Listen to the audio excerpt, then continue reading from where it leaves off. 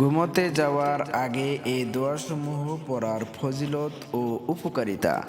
১০০টি নেক কাজের সওয়াব লিপিবদ্ধ হবে। একজন মুসলমান যদি এই দোয়াগুলো ঘুমানোর আগে পড়ে তার জন্য ১০০টি নেক কাজের সওয়াব লিপিবদ্ধ হয়। এ প্রসঙ্গে রাসূলুল্লাহ সাল্লাল্লাহু আলাইহি সাল্লামের হাদিস।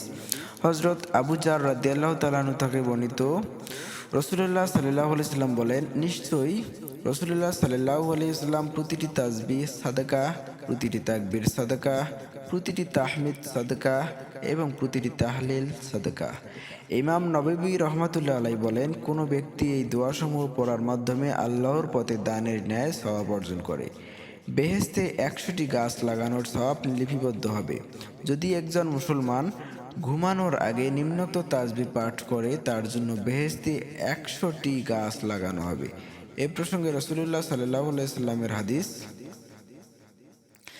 হযরত আবু হুরায়রা রাদিয়াল্লাহু তাআলা আনহু থেকে বর্ণিত, তিনি বলেন, রাসূলুল্লাহ সাল্লাল্লাহু আলাইহি সাল্লাম বলেন, আল্লাহ মহান, সমস্ত প্রশংসা আল্লাহর। আল্লাহ ছাড়া কোনো ইলাহ নেই এবং আল্লাহ সর্বশ্রেষ্ঠ। প্রতিটি দোয়ার জন্য তোমার নামে জান্নাতে একটি করে গাছ লাগানো হবে। শয়তানের কুপ্রভাব এবং পাপ থেকে দূরে রাখে। এই সকল জিকির করার ফলে আল্লাহ তার বান্দাদেরকে শয়তানের কুপ্রভাব থেকে এবং সকল পাপ থেকে নিরাপদে রাখেন। আল্লাহর ইবাদত ও গুণ কীর্তনের মাধ্যমে দিন শেষ হয়। এই সকল জিকির করার মাধ্যমে বান্দা আল্লাহর ইবাদত, গুণ কীর্তন ও তার নিকট সাহায্য চাওয়ার মাধ্যমে তার দিন শেষ করে।